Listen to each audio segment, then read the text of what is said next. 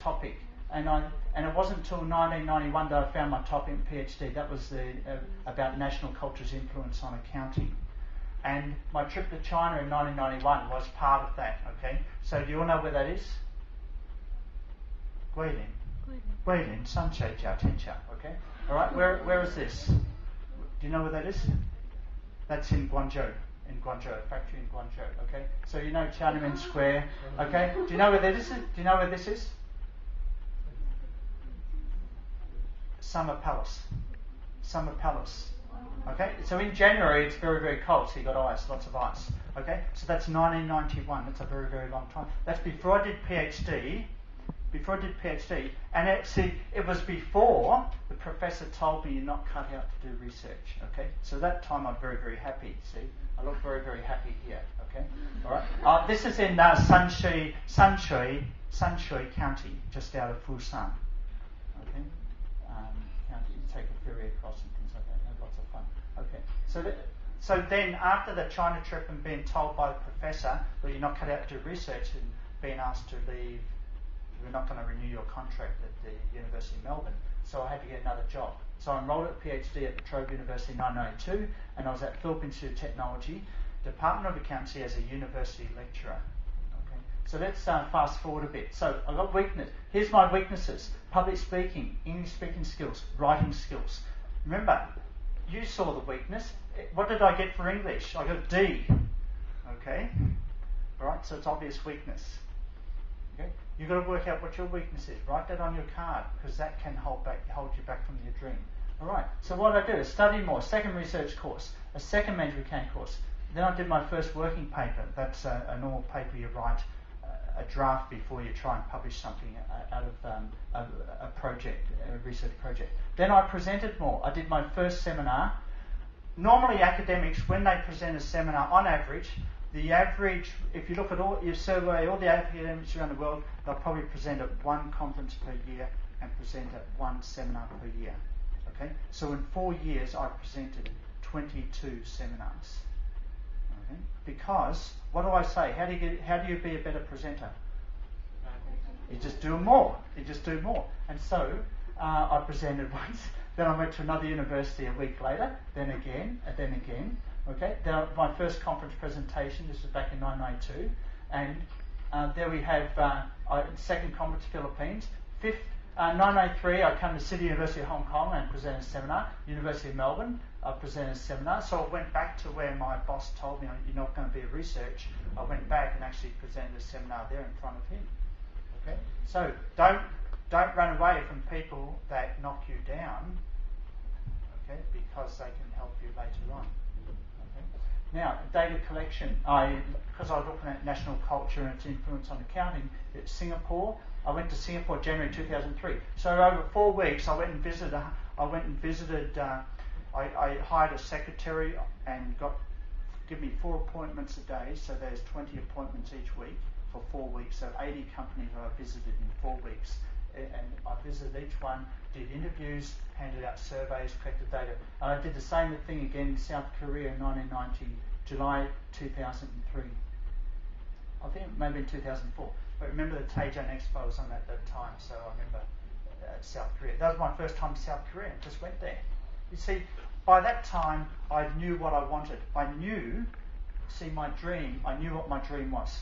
Okay? It took me a long time, okay? Fired in petrol station, then insurance, then accounting.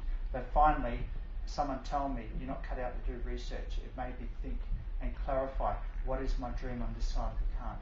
Once I got it, wow, nothing stopped me. I went to countries I've never been to and talked to managers of another culture that I've never talked to before. And it was so easy to do that. Why? Because I clarified what was on the side of my card. You with me? Okay? Until you get clarity, you'll never have full motivation to do what you want to do. Until you get clarity. That may take you 1 or 2 jobs, so don't worry. Okay? Don't fret over that. But always look at trying to improve the clarity of your dream. Okay? So, then I analyse the data, and there's my 3rd conference, 4th conference, 8th seminar, 9, 10, 11, 12, 13th seminar, 994, data collection visit South Korea, and I did a presentation there too. Okay, 995, 14th seminar, 15th seminar, 16th seminar, 18, 19, 20. They're all the universities I went to back in less than 3.5 years. And I finished my PhD. I submitted it late 1995, and it was passed in January 1996. 21 days after I started at Shangang Tangsi Daxue. So I came to Hong Kong before my PhD was passed, but it was passed not long after.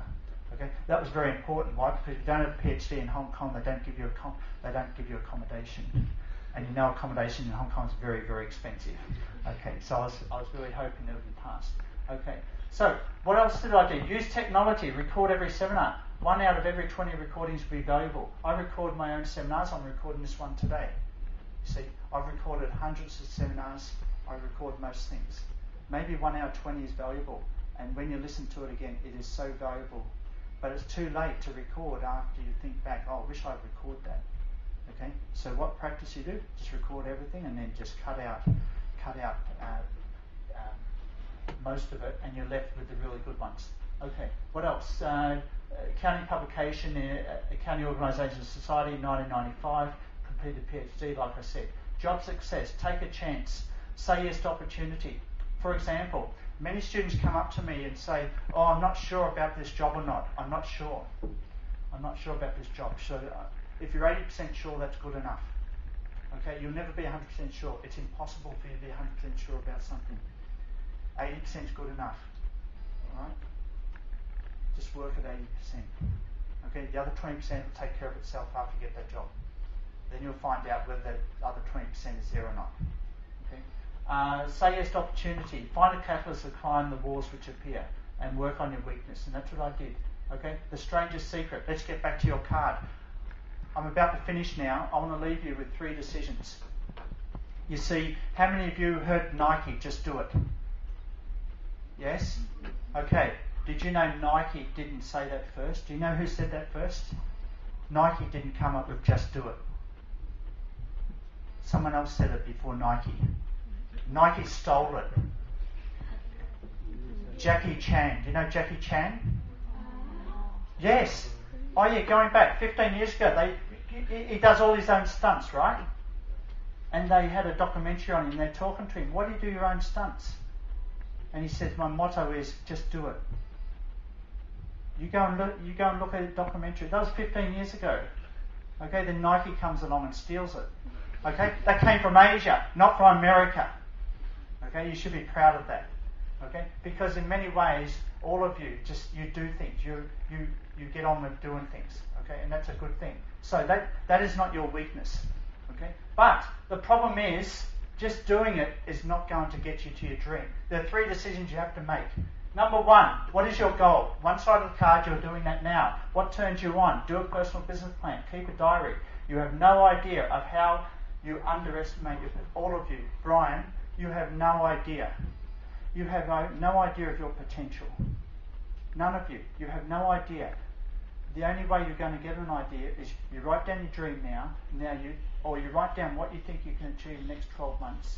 Then you go back and you look at what you wrote down 12 months ago, and look at what you did, and you'll think, wow, I really underestimated what I could do. And you won't know that until you try that trick. You try that. Write down what you think you're going to do in the next 12 months. Then you look back. And that's when you'll find out how we all underestimate our potential. We all do. Really. So you've got to start writing down. Keep a diary. And you'll get more, you'll appreciate how powerful you can be. What does the information around you mean to you? Okay, we've got all this negativity. Okay, stock market going down. Okay, people getting laid off. Are you going to get a job? Hands up if you're worried about where you're going to work. Okay, you're worried about that. Stop worrying about that. That's the last thing you need to be thinking of. See, all that news around you that you've got today, you need to filter that out. 95%, maybe 99% of that news will not help you achieve your dream. Let me repeat, 95, 99% of the news, the information you get every day will not help you with your dream. But you need to look at some of it, but you need to make a decision. What information is valuable to me for my dream? Okay, so you still need to read the newspapers and look at information, But I want you to be conscious. When you go out of this room, I want you to be conscious of, I'm making a conscious decision to take the information I need